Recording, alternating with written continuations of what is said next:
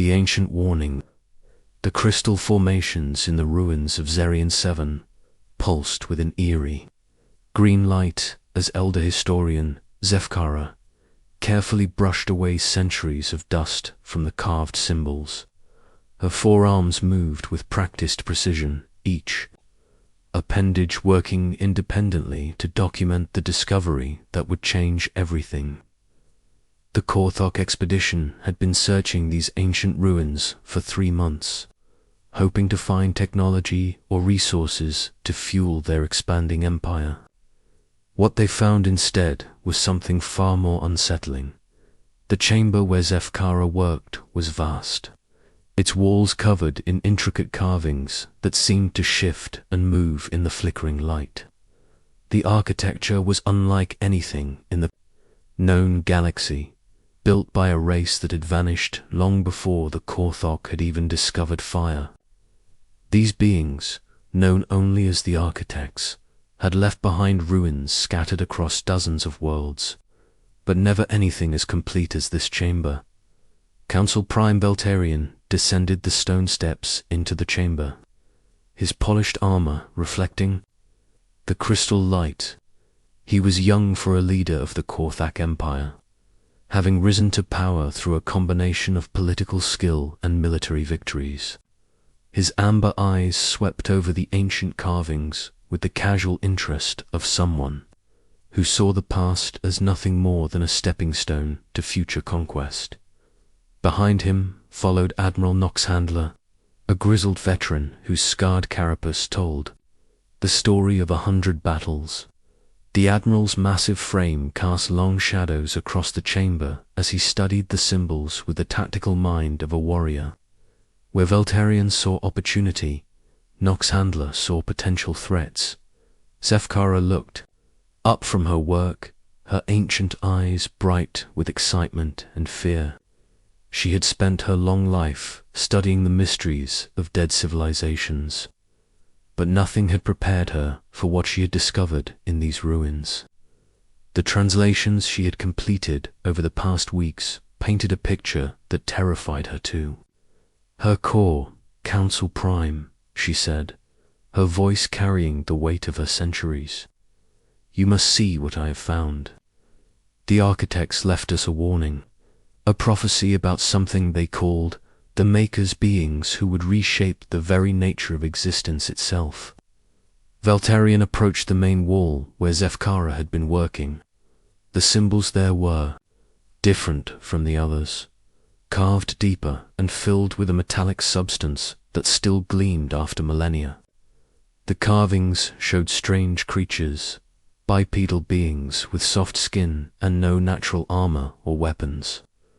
They appeared weak and fragile compared to the mighty Korthok or the mysterious architects. These are the beings they feared, Veltarian asked, his voice carrying a note of amusement. They look like they would break if you breathed on them too hard. Zefkara's expression grew grave. That is exactly what the architects thought at first. But look closer at what the symbols tell us. She pointed to a series of carvings that showed the soft creatures in different scenes.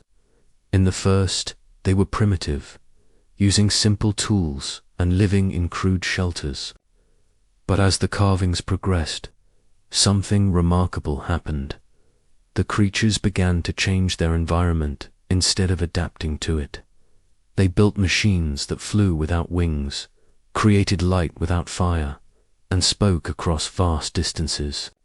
Without magic, most disturbing of all, they began to change themselves, enhancing their weak bodies with artificial strength and extending their short lives through technology.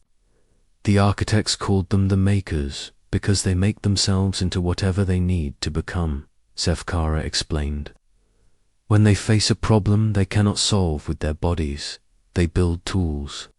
When they face a problem they cannot solve with tools, they build better tools. When they face a problem they cannot solve with better tools, they become something else entirely. Admiral Noxhandler stepped forward, his tactical mind already working. What kind of weapons do they possess? How large are their fleets? What is their military doctrine? Zefkara touched another section of the wall, and new images appeared in the crystal light. These showed the soft creatures engaged in warfare, but not the kind of warfare that Korthok understood. Instead of massive fleets and overwhelming force, the creatures used deception, innovation, and adaptation. They turned their enemies' strengths against them and found victory in situations where defeat seemed certain. The architects write that these beings do not fight to conquer, Zefkara said slowly. They fight to survive. And they are very, very good at surviving. The text says they come from a world that constantly tries to kill them, a world of poison air, crushing gravity, deadly radiation, and creatures that hunt them for food.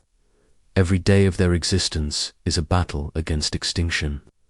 Velt laughed, the sound echoing through the ancient chamber. A world that tries to kill them. No wonder they seem so fragile. They probably spend all their time hiding from their own planet. But Zefkara was not laughing. No, Council Prime. You misunderstand. They do not hide from their world. They conquered it. They took a planet that should have killed them and made it serve their needs.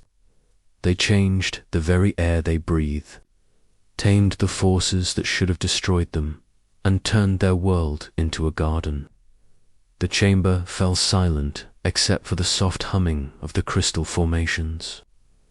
Admiral Nox Handler was studying the carvings with new interest, his military mind beginning to grasp the implications. Veltarian, however, remained skeptical.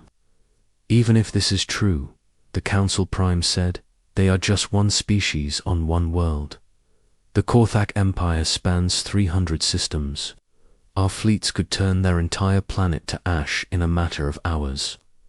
Zef moved to the final section of the wall, the one that had taken her the longest to translate. The symbols here were complex and layered, as if the architects had struggled to find words for what they had witnessed. The images showed the soft creatures, spreading across the stars, not through conquest, but through something far more insidious. The architects tried to contact them, she said, her voice barely above a whisper. They offered gifts of knowledge and technology, as they had done with other young races. But these beings, these makers, they did not simply accept the gifts, they improved them. Within a single generation, they had taken architect technology and made it better, faster, more efficient. The carvings showed meeting after meeting between the tall, graceful architects and the small, awkward makers. In each scene, the makers were asking questions, taking things apart, putting them back together in new ways. They were not content to use what they were given. They had to understand it completely. The final entry is the most disturbing, Zefkara continued. The architects realized they had made a terrible mistake. They had assumed these beings would develop slowly, that they could guide and control their growth. But the makers learned too fast, adapted too quickly. Every solution the architects provided, the makers turned into 10 new problems to solve. Every limit the architects tried to set, the makers found a way around. The last carving showed empty. Architect cities, their creators simply gone. Not destroyed, not conquered, but abandoned. The text beside it was simple and terrifying. They do not destroy what opposes them. They make it irrelevant. Admiral Nox Handler was now studying the carvings with intense focus. Where are these makers now? Do we know the location of their world? Zefkara hesitated, then activated a holographic display that showed a section of the galaxy. A small blue dot appeared in what the Korthok considered the outer rim, a backwater region they had been planning to explore in the coming decades. The coordinates are here, in the Sol system, she said. According to our long-range surveys, the third planet is inhabited by a species that matches the architect descriptions exactly. They call themselves humans. Veltarian studied the display with growing interest. Humans. Our scouts report they have achieved nuclear fission and primitive space flights. They are exactly where our expansion models predicted we would encounter them in 50 years. Which is why we must change our expansion route, Zefkara said urgently. The architect's warning is clear. These humans are not a species we can simply conquer and assimilate. They are something else entirely, something that changes everything it touches. But Veltarian was already making plans. Elder Zef, I respect your scholarship, but these are ancient stories about a race that vanished millennia ago. We cannot allow superstition to dictate the expansion of our empire. The humans are primitives who have barely learned to split the atom. They pose no threat to the might of the Kortha.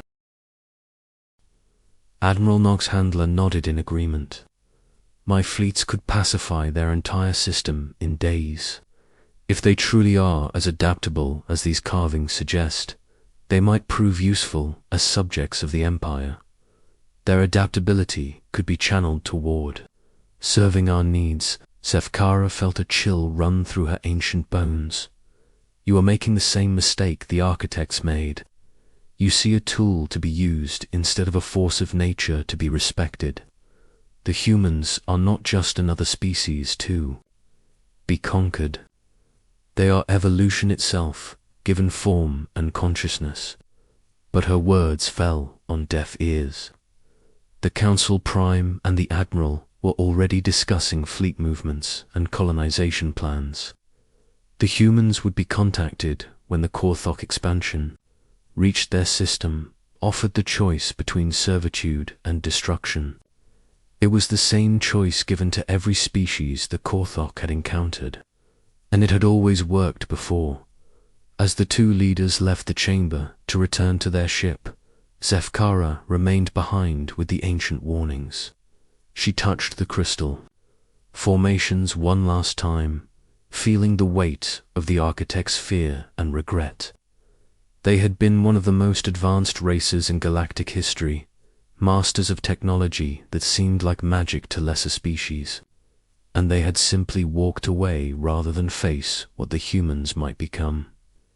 The old historian gathered her research materials and prepared to follow her leaders back to the ship. She would file her report, add the translations to the historical archives, and watch as the Korthok Empire sailed blindly toward its destiny. The architects had left their warning carved in stone and crystal, preserved for millions of years.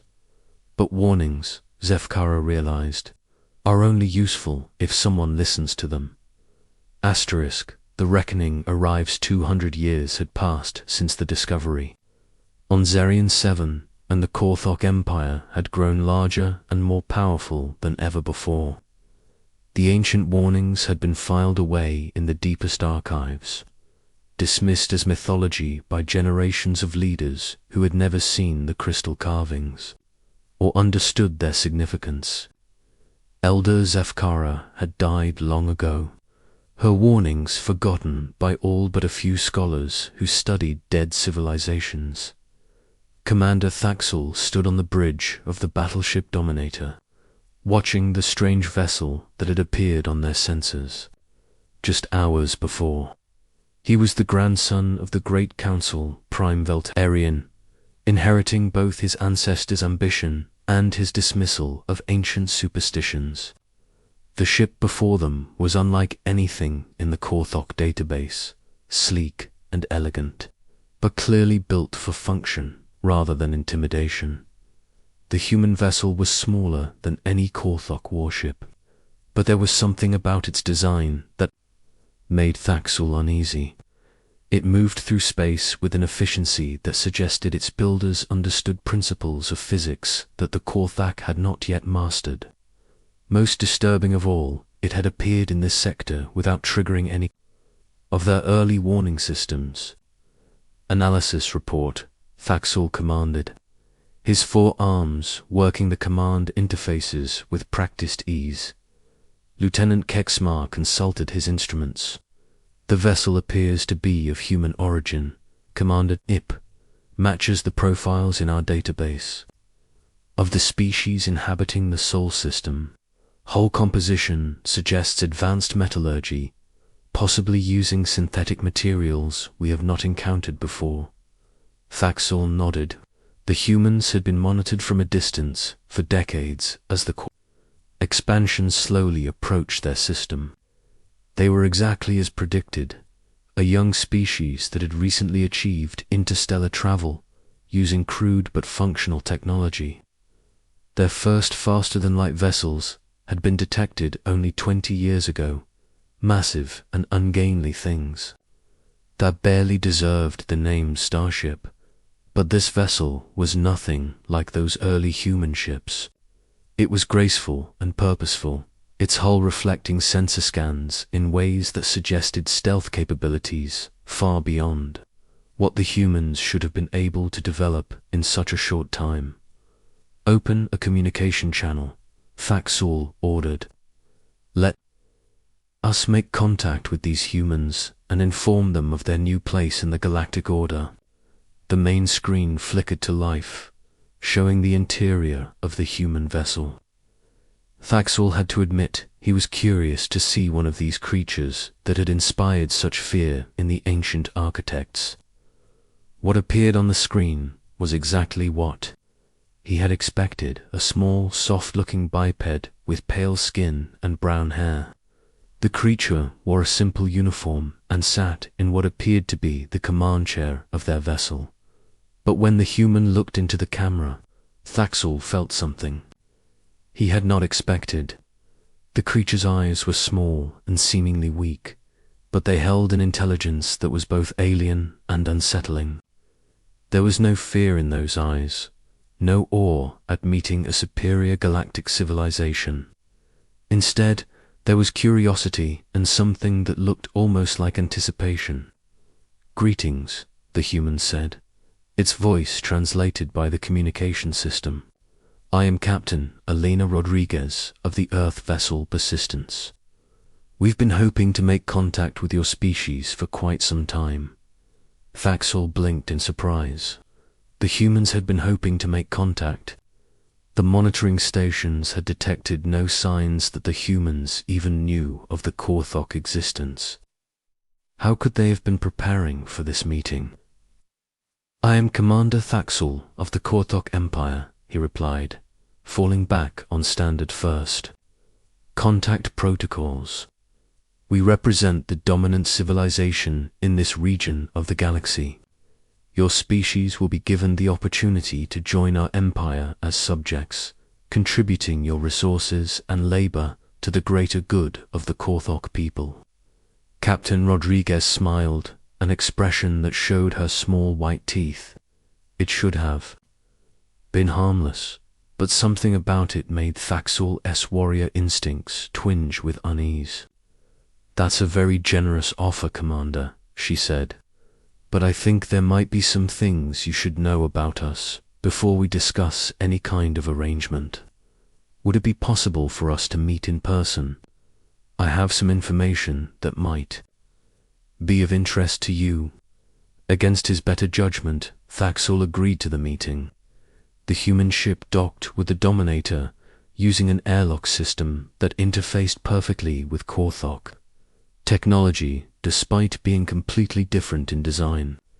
It was as if the humans had studied Korthok engineering for years and designed their systems. Accordingly, Captain Rodriguez was even smaller in person than she had appeared on the screen, barely reaching the chest of an average Korthok warrior.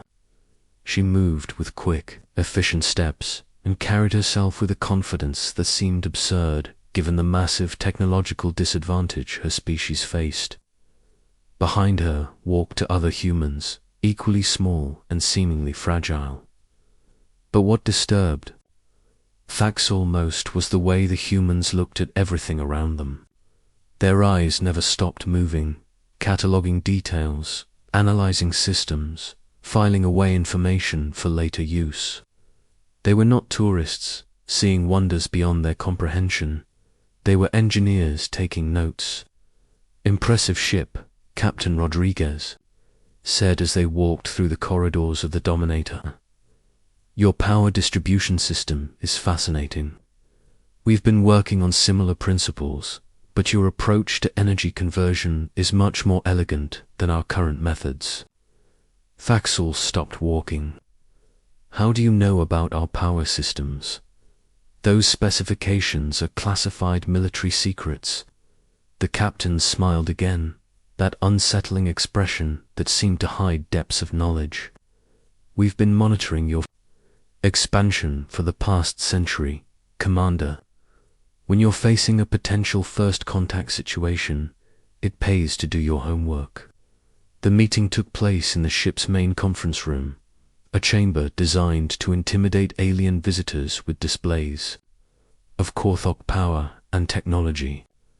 Captain Rodriguez seemed completely unimpressed by the martial decorations and holographic displays of conquered worlds.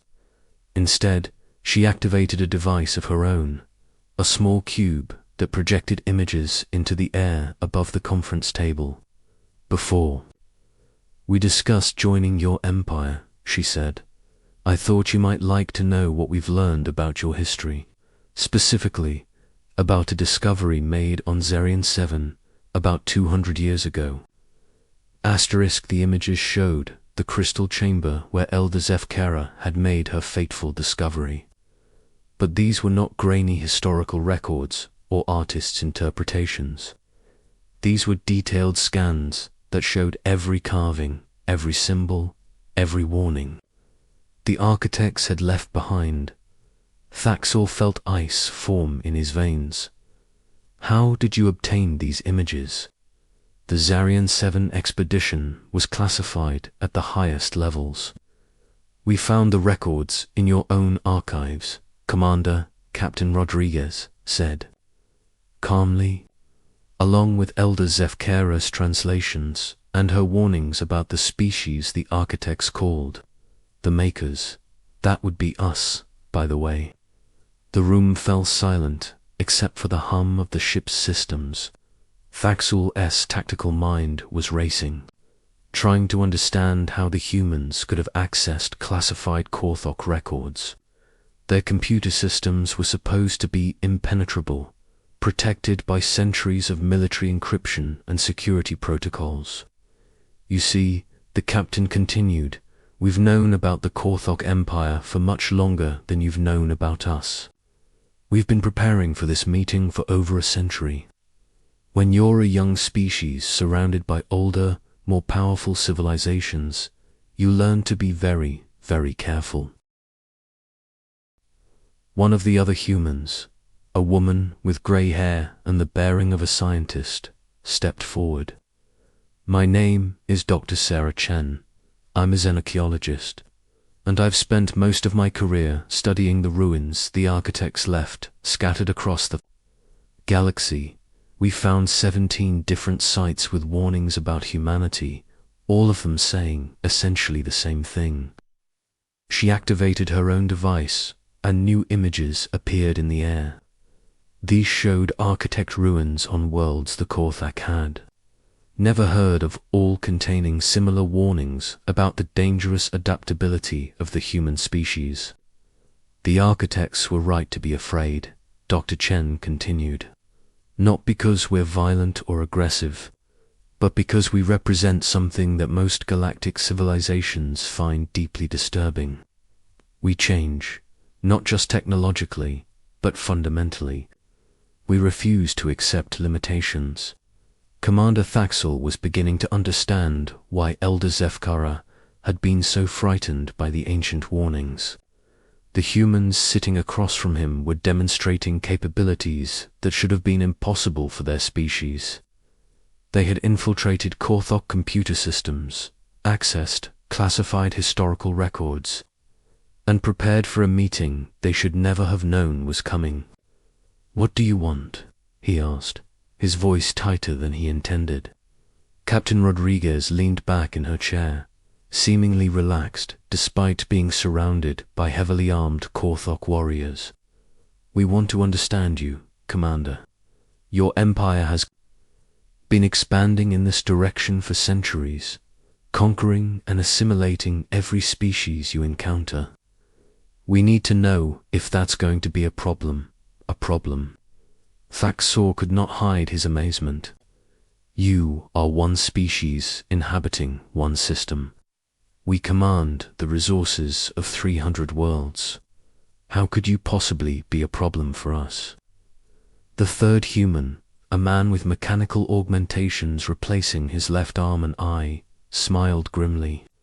"Because we've spent the last century preparing for this conversation, Commander. We've studied your tactics, your technology, your psychology. We know how your empire works, how it thinks, how it reacts to different stimuli." He gestured to the holographic displays around them. "Your ships are powerful, but they're built according to principles that haven't changed in centuries. Your tactics rely on overwhelming force and technological superiority. Your society believes that might makes right and that conquest is the natural order of things." Captain Rodriguez nodded. "The problem is that we don't fit into that worldview. We're not powerful enough to fight you directly, and we're not weak enough to simply surrender. We're something else entirely, something your empire doesn't know how to handle." She activated another display, this one showing the human homeworld of Earth, but instead of the primitive, industrial planet the Korthok had expected. The images showed something extraordinary. The entire planet had been transformed into what could only be described as a massive fortress. Orbital platforms surrounded the world, their designs unlike anything in the Korthok database. "This is what we've been building while you thought. We were still learning to split atoms," Captain Rodriguez said. "Not just weapons or ships, but an entire philosophy of survival. We don't fight wars the way other species do, Commander. We don't even think about conflict the same way." Dr. Chen stepped forward again. "The architects left us one final gift. In their ruins, a complete database of galactic history, including detailed records of every species they encountered and every mistake they made. We've had 200 years to study those mistakes and learn from them. The implications were staggering. If the humans had access to complete historical records of galactic civilization, they would know the weaknesses and failure points of every major empire. They would understand the patterns of rise and fall that had shaped the galaxy for millions of years." Commander Thaxor realized that he was not conducting a first contact meeting with a primitive species. He was negotiating with beings who had been preparing for this moment longer than the Korthak Empire had existed. The humans had turned their technological disadvantage into a strategic advantage by becoming something unprecedented in galactic history, a species that learned from the mistakes of others before making them themselves. "So what happens now?" he asked, knowing that his entire worldview was crumbling around him. Captain Rodriguez stood up, her small frame somehow commanding the attention of every being in the room. "Now we decide what kind of neighbors we're going to be, Commander. Your empire can continue its expansion in other directions, and we'll make sure to stay out of your way. Or you can try to conquer us and discover exactly what the architects were trying to warn you about." The choice, Thaxor realized, was no choice at all. The humans had spent centuries preparing for this moment, turning themselves into something that could not be conquered, could not be intimidated, and could not be ignored. They had become evolution itself, just as the ancient warnings had predicted. The elders had warned them about humanity. The signs had been clear. But like so many civilizations before them, the Korthok had chosen to look away. And now they would have to live with the consequences of that choice. Asterisk.